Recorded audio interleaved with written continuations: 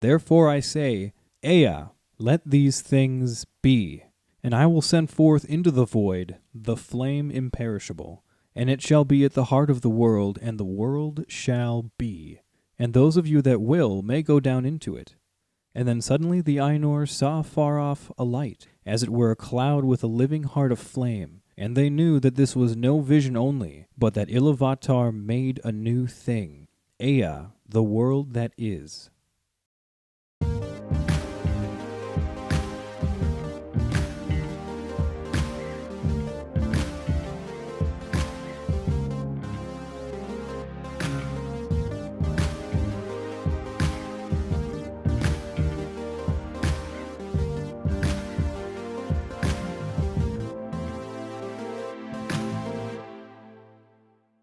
Hey guys. Hey, welcome back, everybody. My name is Danny J. This is Joel N. And we are Keep on Tolkien. Keep on Tolkien. And welcome to Season 3. Welcome to Season 3, guys. Everybody. Yay. Woo. Yeah, we made it 3 seasons already. Yeah. Well, 2 seasons.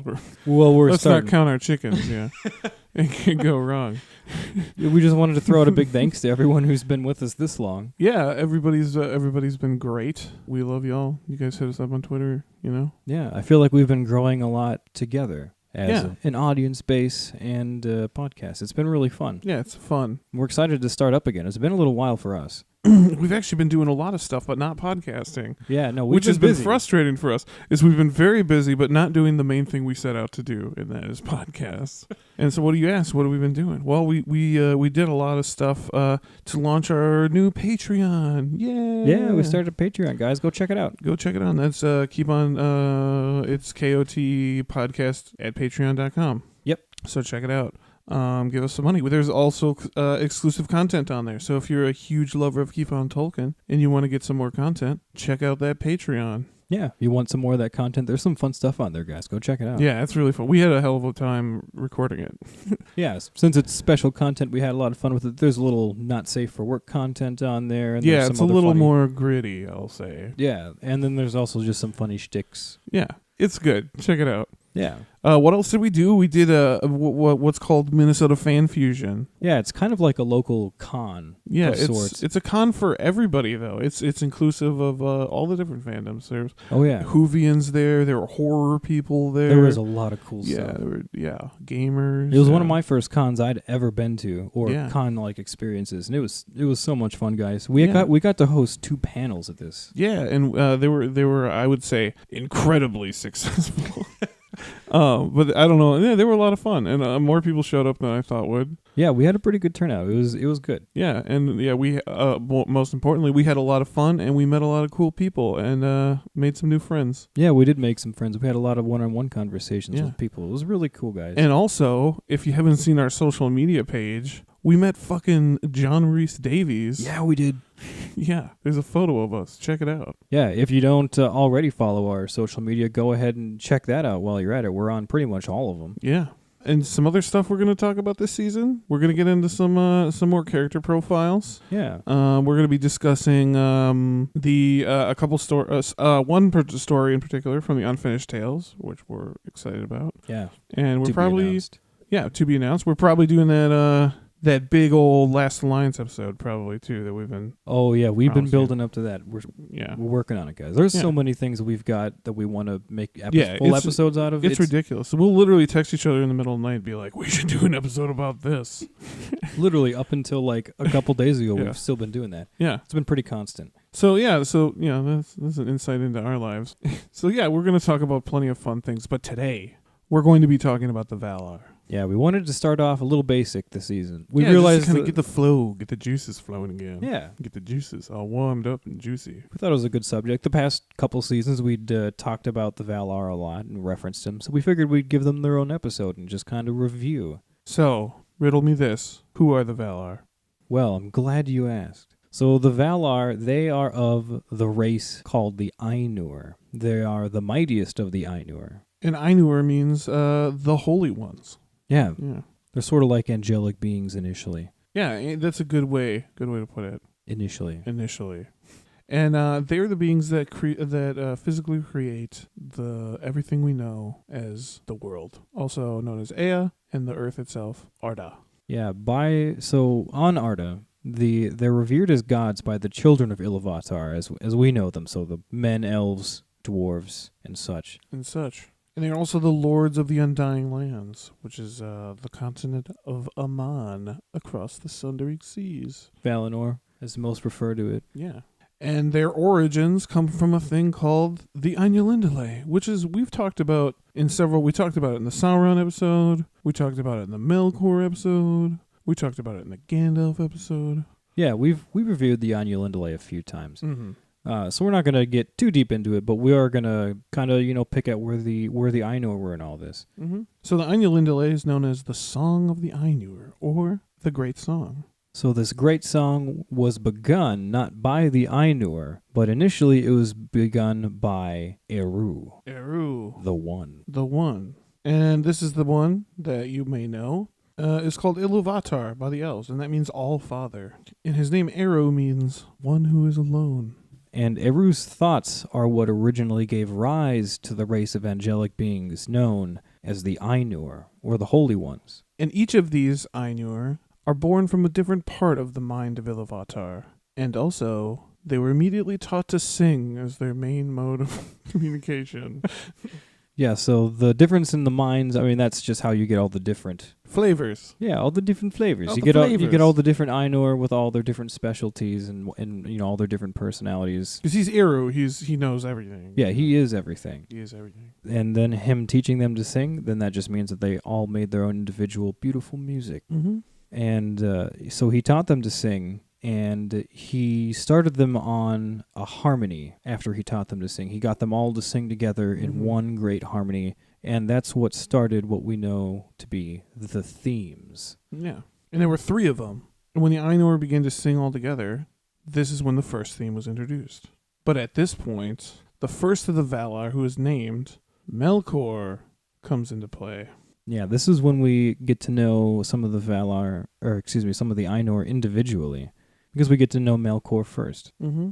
He's the mightiest of the Ainur, and unlike the others, Melkor actually possesses more than just one part of the mind of Iluvatar. Yeah, he's a hodgepodge of information. Yeah, so he's like the mightiest of them. Which makes him incredibly crafty. Yeah, as we come to find. And Melkor rises up his own theme and introduces what's, discord into the song. He makes it sound shitty. And this discord is what manifests itself as evil in the world as we come to know it. So here we see Melkor basically becoming like the Lucifer-type character. Yeah. He's doing his own thing. While everyone else is doing the communal thing, he's doing his business. And that's what Melkor does. And that's what introduces evil into the song. But after his initial discord in the first theme, Iluvatar stops, and the Ainur perceive that he smiles, and he commends Melkor for his strength. And then he raises up his hand, and he begins another theme. But lo and behold, Melkor's discord rises up again. And in this time, he gets other people to start joining him, other Ainur, and the discord is further disruptive. It's more and more disruptive as it goes along. Yeah, now he's attracting other people to him, so it's just messing things up further. Mm-hmm. And this time, without stopping the music, Iluvatar raises his right hand to begin the third theme, to combat the discord of the second. And again, Melkor tries to spoil the third theme. But the music from everyone else is too loud, and it drowns out the discord of Melkor. And at this point, Iluvatar raises his hand and stops the music again. He scorns Melkor. You really have to be such a dick all the time, Melkor? Right. He's constantly interrupting this. We had to start 3 times now because we're just trying to sing a song, man. You know what I'm saying? Yeah, he's made it an issue. So at this point, when Iluvatar stops the music again, the Ainur perceive that he's angry and he's terrible to behold, and he actually scorns Melkor. Then he kind of pieces out and leaves him for a little bit. But then after a while, he comes back, and he takes the Ainur to the edge of the void to see what the song had created.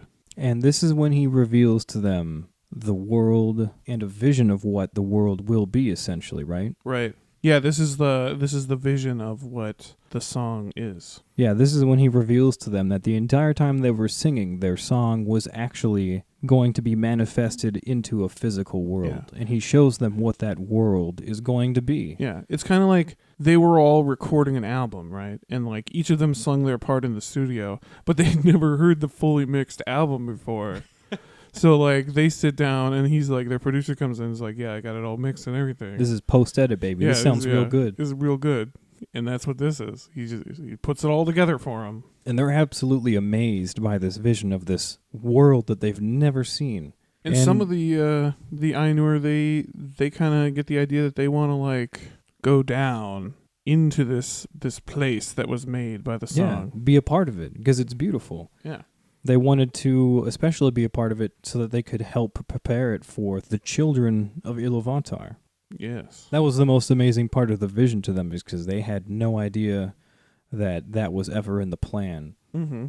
And so after seeing the children, that's one of the things that really made them want to go excited, down and be a part of it. Yeah, they really loved what they saw to be the children of Iluvatar to be.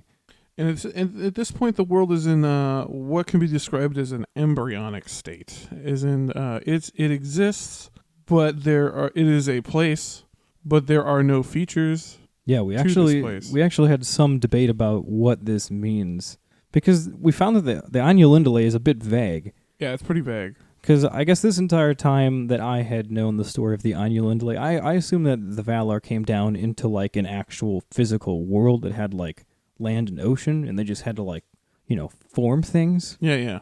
And you had a different idea, right? Yeah, I had a completely different idea, which turned out to be, I think, the more correct way. You know what? No, but my idea of the whole thing was that they come down into like a place, like a void. Like it is a place, but there's no features, there's no light, there's no there's no water, there's no air. And they have to create all those things.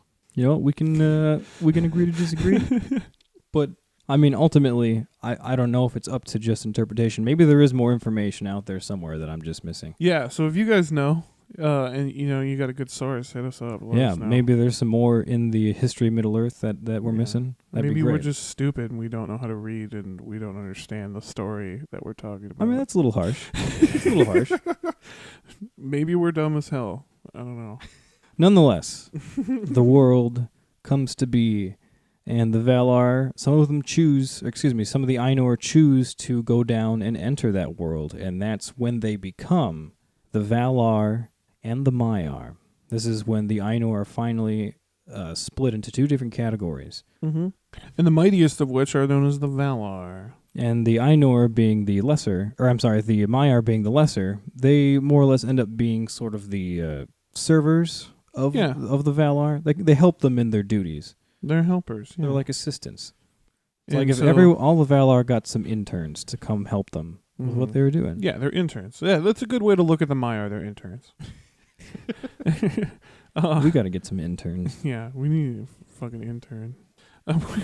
So, Valar. Yeah, So there are 15 of them in total. 7 men, 7 women. If you can call them that, they're spirits. So it said when they came down that they sort of took the genders that their personalities aligned with. Yeah. That's how he kind of explained it. But I mean, you can see some pretty old school themes in some of especially the women's roles. But let's jump into it. We'll get into that. But the one thing up top we're going to say, we do not cover Melkor in this list. Right, because he's technically not considered one of the Valar. Mm-hmm. I mean, he originally is in the same class as them. Right. But he works to not the same ends as them. Yeah, I think that's more or less where they draw the line, because he descended down into Ea just like the others, but it wasn't necessarily for the same reasons. He wanted to rule it. Yeah, create that discord. So let's get into the list. Ladies first. We're going to go over the queens of the Valar first. Yeah, so let's start off right off the bat with Varda. And that means sublime or lofty in Quenya. Most will know her by other names such as Elbreth or Githoniel. And Githoniel means Starkindler. And I believe Elbreth is the Queen of Stars, right? Is that Sindar? That's Sindarin, yeah. I Okay. think it means Queen of... Yeah, I'm pretty sure it means Yep. Queen of Stars, yeah. Yeah, but that is Sindarin. And that's the name that Frodo shouts out when he gets stabbed on Withertop. Yep. Elbereth. Yeah. Wow, we said that in sync. That was crazy. It's perfect. That's going to be weird to edit.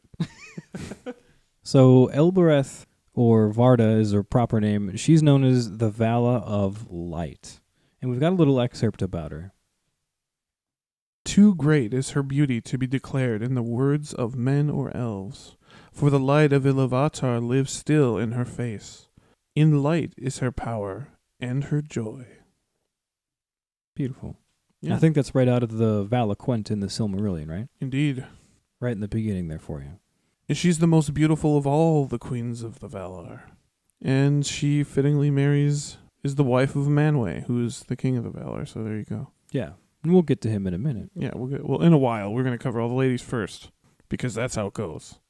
So like we mentioned earlier, under the Valar are some of those interns. So some of the notable Maiar that kind of hang around with Varda are Ilmare. I was totally going to pronounce that wrong. I'm glad you got that. Ilmare.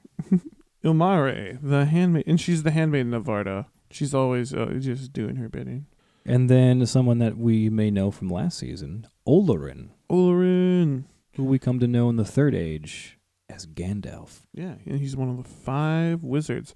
But you can learn all about that in episodes 16 and 17. Yeah. Yep. Yeah. I didn't know that she was the one that sent him, though. That was her and Manwë. Yeah. Yeah, man. She's tight with Olorin. Yeah, that was a good pick. That was a real good pick. All right, let's get into another one. Yeah. Yavanna, which means giver of fruits in Quenya. She's also known as Kementari, which means queen of the earth in Quenya. And Yvonne, which means giver of fruits in Sindarin. And we've got a quick excerpt about Yavanna as well. In the form of a woman, she is tall and robed in green, but at times she takes other shapes.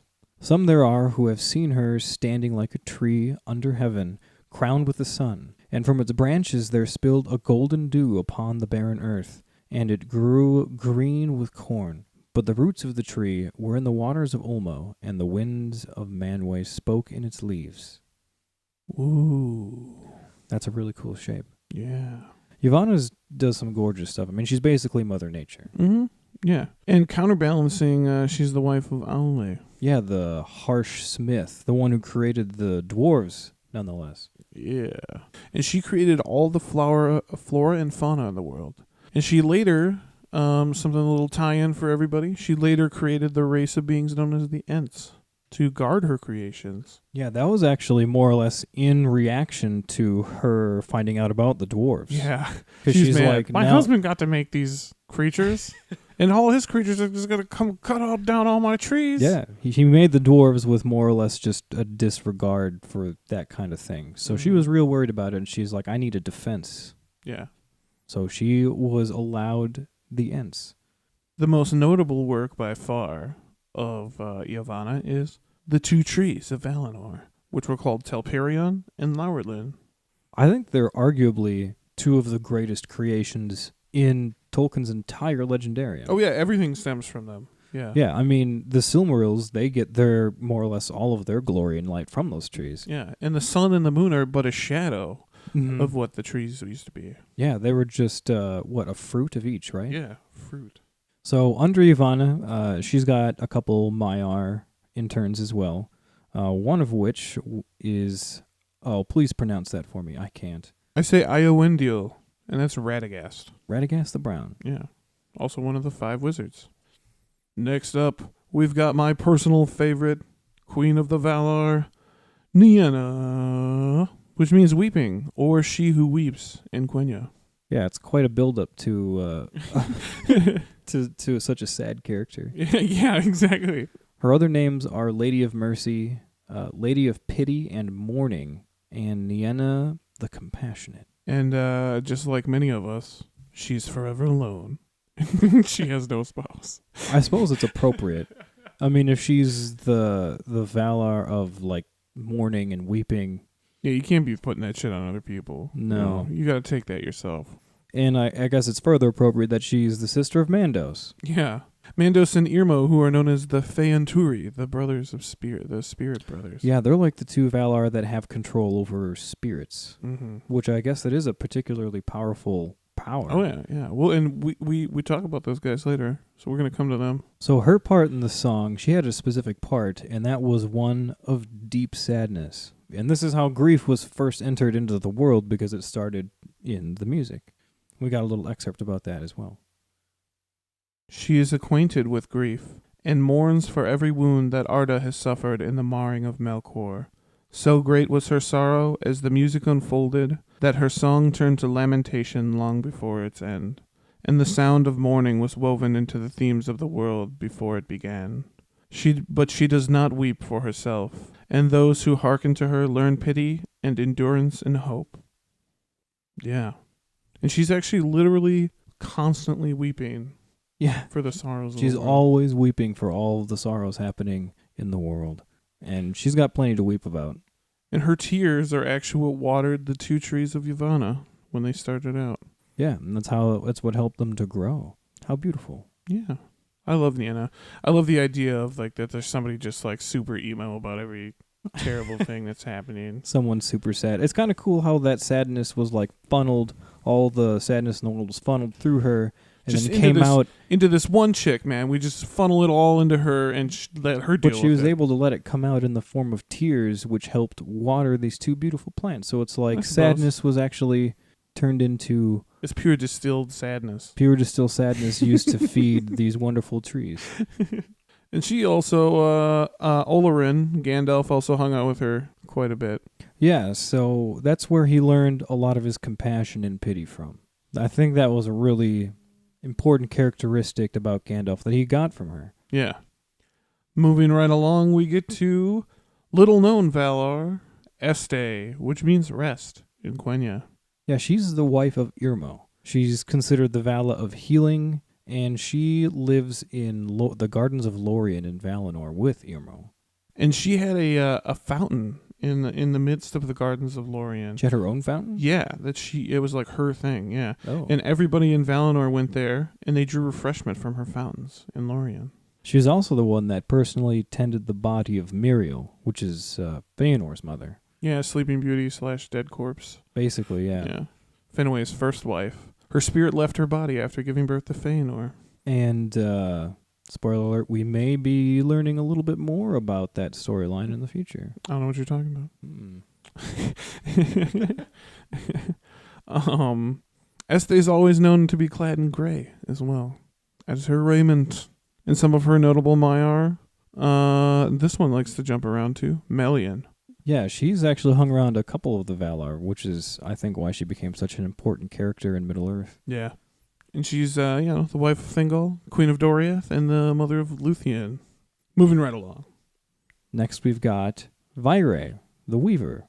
And she's the wife of Mandos, and she lives in where else but the halls of Mandos. And she's also called Gwir by the Noldor. That's kind of a shitty name. No offense. Yeah, no offense to anybody named Gwir out there. If there's anybody named Gwir, I want to first... hit us up on social media. I want to first apologize if I've insulted you, and secondly, I want you to hit us up just because I'd be really curious to find out if anyone named Gwir is out there. Yeah, furthermore, if they're listening to our podcast. So, something important that Vaire does is she records all of the history of Arda. She weaves it into in a form of tapestries, right? The tapestries. She weaves the history into tapestries, which she decorates the halls of Mandos with, right? Mm-hmm. Yeah. The ever-expanding halls of Mandos. So she's got tapestries all over the halls, just illustrating the entire history of Arda. And we've got a fun little excerpt about her as well. And this is in reference to Mandos, this clip, for some context. Vaire the Weaver is his spouse, who weaves all things that have ever been in time into her storied webs, and the halls of Mandos that ever widen as the ages past are clothed with them. Yeah, that's pretty much it for Vire, man. Yeah, there weren't many notable interns for her, so we're gonna hop on along to our next lady on the list, which is Vanya. Is it Nya or Vanna? It's Vana. Vanna, excuse me. Vana. The beautiful one in Quenya. She's the sister to Yavanna and the wife of Orome. Yeah, they call her the Ever Young. She's kind of like the ageless beauty of the Valar. And she was also a nature goddess. And she was the queen of flowers, specifically. It was said that she made a dress of flowers for the wedding of Nessa and Tulkas. Yeah, that happened in the spring of Arda. The noontide. And she had influence over all the flora and fauna of Arda. A little excerpt that backs up that point right here. All flowers spring as Vanna passes, and opens if she glances upon them, and all the birds sing at her coming. Beautiful. Her notable Maiar are, once again, Melian, and also Arian, who later became the vessel to carry the sun after the darkening of Valinor. Yeah, something that I learned recently about Aryan. Apparently her and Melkor never got along. Apparently he particularly hated her because her eyes, were able to, see right through him. See through the bullshit? Yeah, basically. Yeah. She had a great bullshit detector. This guy over here, he's bullshit. He's full of bullshit. So our next lady on the list, we have Nessa, which means young in Quenya. And she's also known as Nessa the Swift, because she is apparently very, very fast. She had the favor of all the swift animals, especially deer. Yeah, and they actually follow like a posse / entourage of deer follow her wherever she goes. I just imagine her just bounding through the woods all the time with a bunch of deer behind her. At least she's having fun. She is the sister of Orome, which is appropriate. She married Tulkas during the spring of Arda, like we just mentioned. She got that awesome dress of flowers. Mm-hmm. And that was on the Isle of Almaren, which was the original, the OG dwelling place of the Valar before Melkor destroyed it. And like we said, she was robed in the flowers of Vanna. It was so nice of her to make those flowers for her. Yeah, it was said that the house of Tulkas and Nessa after they got wedded was a super fun place to be. Oh, hell yeah.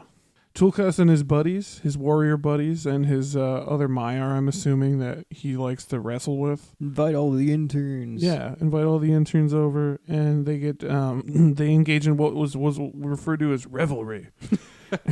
But it's really funny. I've people say Tolkien is sexist, but I thought this was really funny, a little funny.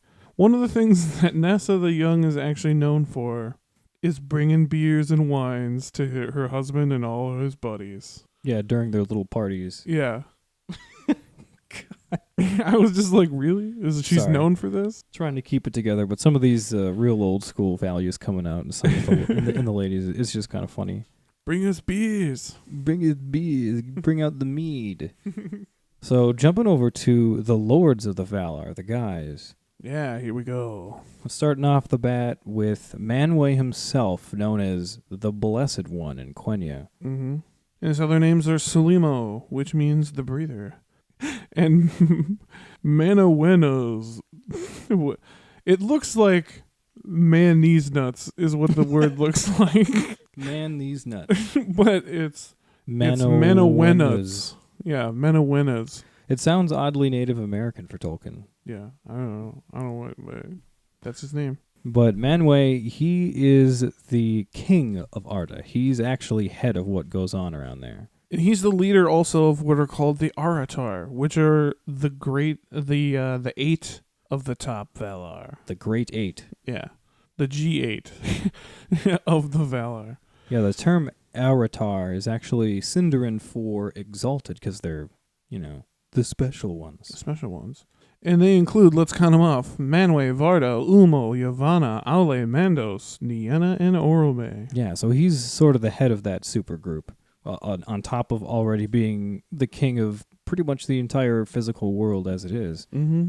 And the skies are his dominion, and he is the Lord of Wind. Yeah, a lot of the Valar, especially when we get more into the men, you'll see some of the themes coming out, like Yavanna's like Mother Nature. I think we already mentioned Aule's like the Smith. Mm-hmm. Manwë, he's sort of the Vala of the air. Mm-hmm.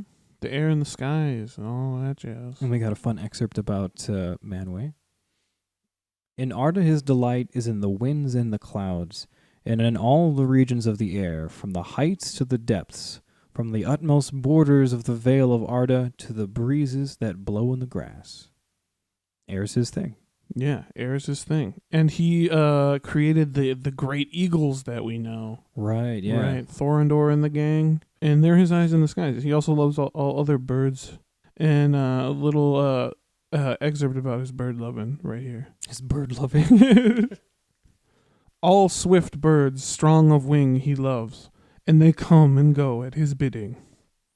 Yeah, it seems a lot of the Valar that have those themes also usually have like their own race. Yeah, their own like creatures associated with them. Like we mentioned, Yavanna's got the Ents, and I think like we mentioned, Aule's got the dwarves, and Manwë's got these eagles. And Ulmo's got we talked about Ulmo's earlier. I just found this out like 30 minutes ago. It was super funny. We're gonna get to it. Okay. Yeah, we'll hold off on that. Ulmo's got his own special creatures, and they're great. Okay, here we go. Back to Manwë. So Manwë is the husband of Varda, like we had mentioned. I think she's the Queen of Stars, right? Yes, and the Lady of Light in general, stars and light. And he's also what is referred to as the brother of Melkor, which has always kind of confused me because they're not right. Like how are they brothers? Yeah, but they're brothers. Anyway, yeah, but they're brothers. Okay. So he's considered the brother of Melkor. Yeah. And where would you find Manwë but no other place than his throne in Taniqueto? And he's got a couple notable interns as well. One of which, this guy's cool, Eonwë. Oh, yes. We see Eonwë pop up a few times in some of the first age stuff. Mm-hmm. And he's the herald and banner bearer of Manwë. And he's also the friggin' weapons expert. Yeah, this guy. Nobody can fight with, he knows weapons better than anybody. Because, Tulkas is the best fighter, right? Yeah. But he uses his bare hands. Yeah, he doesn't need anything else. Yeah. He's just like, Yeah. Eonwë, on the other hand, he's just loaded up. Like friggin' like Neo at the end of the Matrix. Just... and just all the guns. He's got it, and he knows how to use them. Isn't he also more or less like the captain of Manwë's armies and stuff too? Yeah. And once again, Olorin, who Manwë personally sent to Middle-earth to deal with the threat of Sauron. Yeah, Gandalf's all over the place. He was the wandering wizard even before he was a wizard, I guess. Yeah.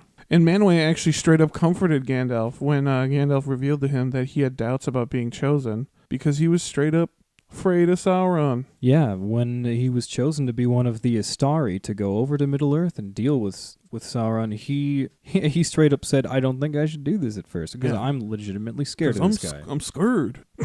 And I think that's when Manwë said that's all the more reason because... Yeah, you got a healthy fear. A healthy fear, exactly. Other titles of Manwë are the King of Arda, the King of the Valar, the Lord of the Breath of Arda, and the Elder King. Yeah, he's got a bunch of names. I mean, he's the king, so... Yeah, he's the king. Next, we'll jump to one of my favorite Valar, Ulmo, which is, the name itself is Quenya for rainer or pourer, because he's basically the Valar of the waters. Right. And he has a couple other names. Ulubaz with one L, and then also Ulubaz with two L's. And then he's also known as King of the Sea and the Lord of Waters. And he is another one of these Valar who have no spouse. He's always kind of going off doing his own thing. Mm-hmm. He also has no permanent place of dwelling. He prefers to post up in deep waters or flowing rivers. Yeah, he almost never goes to any of the meetings of the Valar either over in the Ring of Doom. Only when there's something real big going on. Usually when it involves Melkor. Yeah. That's usually when he's there. He's just like, he's always like, hold my beer. And then he has to go. Gotta deal with this, huh? Yeah. Yeah, he often delivers news of events in Arda and Middle-earth to the Valar, and vice versa. He's kind of the only communication between the children of Iluvatar and the Valar for a while. And he is in all the waters, flowing above and below ground. And here's an excerpt about it. Ulmo is the Lord of Waters. He is alone. He dwells nowhere long, but moves as he will in all the deep waters about the earth or under the earth.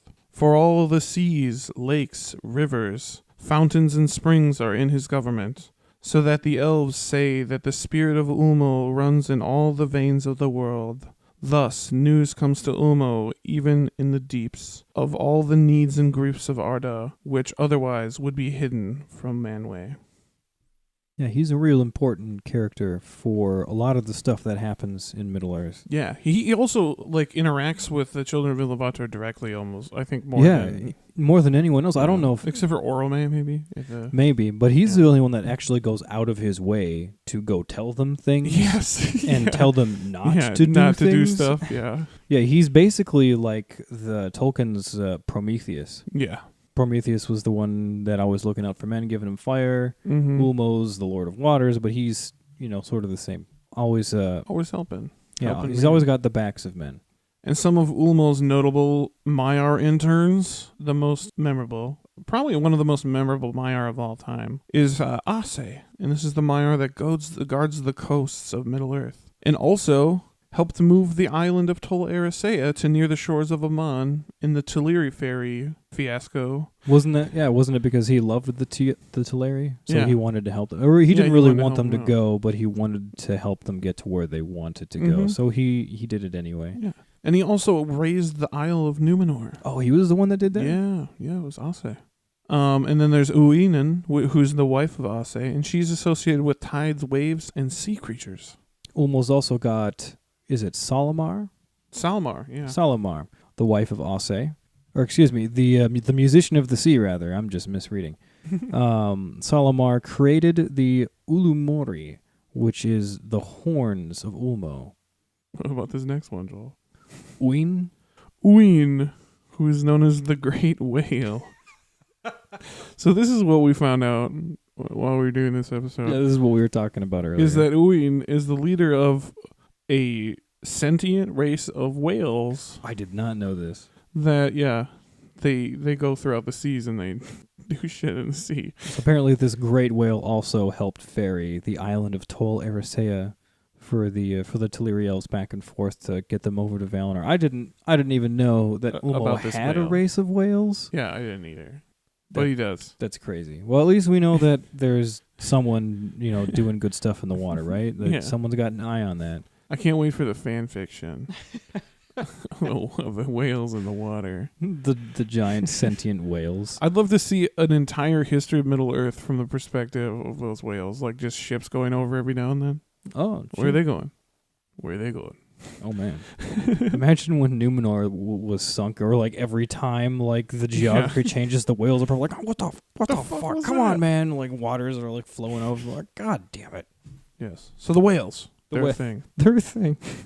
All right, moving on. Next Valar, Aule, which means invention in Quenya, and he's also one of the Aratar, the greats of the Valar. Yeah, and like we mentioned before, he's the smith god, so he's often associated with building things, rock, stone, masonry, that kind of stuff. Father Earth. Really. Yeah, exactly, Father Earth. Some of the things that he did were raising the two great lamps of Valar. So before the two trees of Valar that illuminated the world, he created two lamps until Melkor the Dick tipped him over, burned everything up. Yeah, he also created the vessels of the sun and moon that carry the fruits of Telperion and Laurelin. And also, that badass chain in Gainor. Yeah, that's a real cool chain. It's the only chain that they're able to use to chain up Melkor. Yeah. I love how they bring it back the second time, too. Yeah, they bring it back like, remember this bitch? Remember this bitch? I imagine they do that where you, like, snap it, Here we go. Aule also, I think we previously mentioned in this episode, he created the dwarves. He really wanted to have a race that he could teach his crafting and all of his ways to. So he went ahead and decided he wasn't going to wait for the children of Iluvatar, and he created the dwarves. But he did it without the permission of Iluvatar. Uh-oh. No bueno. But of course, Iluvatar found out about this, and he became angry, and he ordered Aule to destroy them, smoosh them with his hammer. Yeah. Sort of a story. What's the story from the Bible? The Abraham and Isaac? Abraham and Isaac, exactly. And as Aule is weeping and lifting his hammer to go smash the dwarves that he just made, same story. Iluvatar stops him, stays his hand at the last second. He's like, look at these beings that you created. Yeah. They are now acting on their own. See how they quiver away from your hammer? That's because I just gave them life. Yeah. And he's like, Do you see? Do you see now? Because originally when he created the dwarves, they were like automatons. I think you described them before. Yes, yeah, more like automatons, where he had to use his own mind. to keep them sentient. Because Aule did not have the ability to, well, I don't know what, wield the flame imperishable. The flame imperishable. So they didn't technically have their own sentient life until Ilúvatar did this thing. Yeah. Yeah, a little much on the dwarves. If you want to hear more about the dwarves, check out our check out our season finale from season 2. Super fun. Episodes 29 and 30. Yeah, the dwarves, they call Aule Mahal. Mahal. They really revere him. He's almost like God himself to them. Yeah. And that means maker, Mahal, in the Khuzdul. In the dwarven language. He's also the husband of Yavanna, like we mentioned earlier. Yeah, and if you had to compare him to one other Valar, it would probably be Melkor. Like if you had to add, like, who is Melkor closest to, it'd probably be Aule. Yeah, that's one of those distinctions that always I mixed up, because Manwë is the brother of Melkor, and yet Aule is most similar in thought to Melkor. Mm-hmm. Yeah, it's weird. Yeah, it's weird, but Tolkien makes it work. And also a little funny note, which kind of leads from that thought. His notable Maiar. That's right. One of which is Myron, which is you may have learned in our podcast in the past, is the original name for Sauron. Sauron the Deceiver. Sauron. And then also Kurumo, who has turned out to be Saruman. Yeah, so two of his big interns turned out to be two of the biggest dicks. Yeah. Wow. Come on, Aule. Wow, Aule. He doesn't know how to hire good people. Yeah, dwarves aren't always the nicest people either, man. Like, what are you doing, Aule? I guess his thing is more smithing, though. Yeah. Maybe not the best people skills. He doesn't have the people skills. He needs a good HR department. All right, moving along. One of my favorite guys here. Orume, which is probably my favorite one to say. Orume. I'm going to name my firstborn son Orume. That's a pretty badass name. You could call him Oreo as like a nickname. Oreo. Yeah, hell yeah. That's what I'm going to do. Remind me. I'll remind you when your wife is giving birth. Yeah. That's what you're doing. And that means the sound of horns in Quenya. And he has some other names too. What are some of his other names, Joel? So some other names for Orume are Aldarin, which is hornblower in Quenya. He's also got Ara, which is hornblower in Sindarin.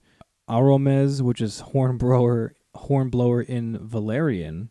And then his other name, Tauron, which means Lord of Forests. And that's a name given to him by the Sindar. And Orume is, above all, the huntsman, and he's known for hunting and riding. Yeah, that's his theme. He's the hunter. Mm-hmm. And he was the swiftest horse rider friggin' ever, dude. And he was really into breeding horses and hounds. One of which was Huan, the Hound of Valinor, who was gifted to Orume. Oh, one of our favorites. Or gifted, to Celegorm. Yeah, one of from Orume to Celegorm. One of our favorites. Yeah, from the Tale of Beren and Luthien. Then he also had his steed Nahar, and its descendants, the Meiras, who are, of course, as we know, the high horses. Yes. I'm keeping it together, don't worry. God, I love the high horses. High horses joke never gets old. He was also the first Valar to come in contact with the elves at Cuiviénen. Yeah, he's the one that discovered. Well, I shouldn't say that. No, he wasn't shouldn't say that, yeah. He was the first of the Valar, I suppose, because Melkor is not considered a Valar. Yeah, Melkor found him first, which is kind of what he talked to them about. Yeah, exactly. That's also where we get the orcs. Fun fact. But origins. So after learning about how Melkor was the first to discover the elves, and he was apparently kidnapping them and torturing them into orcs, this obviously distressed Orume. Yeah. So he went back to Valinor to tell the Valar about it. And this ultimate molestation of the elves was the cause for them to take Autumno, finally. What was the name of that battle? It was the what do they call it? The War for the Sake of the Elves or something like that? Yeah, it was one of the real early battles that happened on early in the world. And there's no accounts of it other than the Eldar who saw the earth shake and lightning and crazy shit off in the distance. Because the Eldar had just woken up, and they weren't even really sure what the world was about at that point. No, yeah, and then there's a god war going on. Yeah, somewhere up in the north, they just saw lightning and like earthquakes and shit. I'm like, what the fuck is going? Yeah.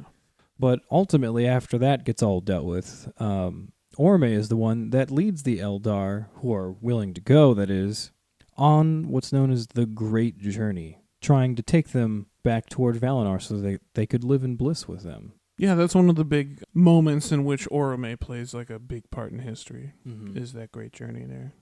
Orome is also the brother of Nessa and the husband of Vanna, and he blew a great horn known as the Valaroma, which when Huon is fighting Sauron, it says, in the banes of Huon is heard the horns of Orome. Of Orome. That's what it's referring to. The Valaroma. Orome is, he's similar to Tulkas in strength of arms and fighting skill. But one of the things is that Tulkas is always laughing, and he's always just, like, having a good time. But Orome is stern and dreadful in anger.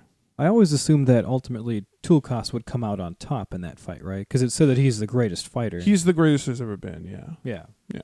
So Tulkas would win that fight, but it would be fun. I feel like that would be a hell of a battle. Because Tulkas would be running around on foot, trying to tackle him off his Orome horse would be and mounted, shit. Yeah. And then Tulkas would just be like, ha! Yeah. And Orome would have like around. an army of dogs just, it'd be crazy. Yeah, I just imagine Tulkas just like punching away a bunch of giant dogs. Just, grabbing them, banging them together. Then you get those high horses in there. Those high horses. Yeah, so don't fuck with Orome. Yeah, bottom line, don't fuck with Orome. He's a lot more stern than Tulkas is, so he's supposed to be particularly dreadful in his wrath. Yeah. And this is a little quote just about that. Orome is a mighty lord. If he is less strong than Tulkas, he is more dreadful in anger, whereas Tulkas laughs ever in sport or in war, and even in the face of Melkor he laughed in battles before the elves were born. So some of the notable Maiar that followed around Orome are Tilion, and Tilion is the Maiar that guides the moon on its path. And also, notable Maiar, Alatar and Palando, the two blue wizards that went to Middle-earth and nobody ever heard from again. I can never remember their Maiar names. Yeah. But like as I was reading over this the first time, I was like, who the fuck are those I always guys? remember Palando, but I can never remember the other one. But yeah, those two blue wizards failed. Well, we can't say they failed. We don't know. They didn't get to come back, Joel. What do you mean they didn't get to come back? They didn't go back to Valinor like all the other ones did. Well, Gandalf went back because he finished the mission. Do we know that they didn't go back? I don't know if we don't. No, we never hear from them again. Well, maybe they're doing some important shit out there. No, they're not doing important things. Hey, man, we don't know what's going on out east. It's true. There's a lot going on. God, I wish we knew some of this. I wish there were stories about some of the stuff that happened like far to the east. Yeah, dude. Because, I mean, we don't hear about like a good third of the dwarves because they go out that way they go too. out that far, yeah. Anyway, going off track. Moving on. Next Maiar. Mandos, whose name literally means prison or fortress. That's, well, I suppose it's because that's not his natural name. It's not his real name, yeah, as we learn. So Mandos, that's what people call him. It's Quenya for prison or fortress, but his true name is Namo, which is ordainer or judge, much more appropriate. Like we said, he's almost never, ever called that. No, never. Everyone always calls him Mandos, Yeah. which is a pretty cool name. But when you realize it's actually just the name of the place that he hangs out, it's just another one of those things. Why would you call him by the place that they're at? Yeah. I don't know. But his brother's the same way, and he's one of the Feanturi, which is along with his brother Irmo, and that means master of spirit. Yeah, those spirit masters. They got a particular power. And he is also married to his interior decorator, Vaire. The weaver of all those awesome... yeah, those awesome tapestries. Yeah, so he's considered the Lord of the Dead. All spirits are judged in the halls of Mandos. Elves, they stay there to be reincarnated. Later on, they get to chill. Men, as we figured out, they hang out there for a little bit and then they leave. Yeah, sometimes, right? Because Beren got caught up there, yeah. Tarried in the halls of Mandos. That's what they said, yeah, so he hung out. Yeah, I had never heard of any spirit of man ever going to the halls of Mandos prior to that, though. Yeah, no, that's why I assume that they all do, and they must just, like, bust out there. Because they do specifically mention that in the story of Beren and Luthien. Yeah. Yeah, since the fate of men is unknown, it's hard to interpret what happens after they die and where they do and don't go. But we know for a fact that Beren was there for a while. And so Mandos is also particularly known for being the prophecy maker. He's the one that comes up with all the crazy prophecies. Mm-hmm. He has a stern countenance, and he actually never forgets a grievance. He actually counseled the Valar not to allow the Noldor to return to Valinor, because he thinks like once you fuck up. Didn't he also speak out against the releasing of Melkor too? Yes, he did. He's on point with some of this stuff, man. Like, yeah, dude, listen to Mandos. yeah, there's a reason that he's the one who's always giving out prophecies. He knows what's up. Mm-hmm. Let's move on to the next Valar. His brother, Lorien, which also is not his real name, but Lorien is the name of the garden. That he hangs out at. But his true name is Irmo, which means Master of Desires in Quenya. And like we said earlier, he's one of the Feanturi, along with his brother Mandos. And the thing he's really big for, what's he known for, Joel? He's the one responsible for giving people special dreams and visions. Many characters in Tolkien have things revealed to them through dreams and visions, and that's mainly the work of Irmo. That's his thing. Right. Like notably when like Faramir and Boromir's dream. They both have that same dream. That same dream. Yeah. For Faramir it was reoccurring, right? And then for Boromir he had it once, and he's like, I'm going. Yeah.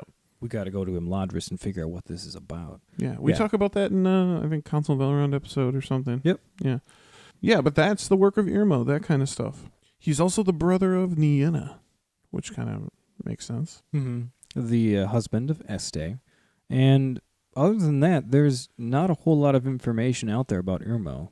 But his influence on the children of Iluvatar is great because of like we said, of all the dreams and visions and things that happen. So it's kind of hard to quantify like how effective he is. But he's given everybody all these inspirations and dreams and which is pretty important in a lot of their stories. Very important.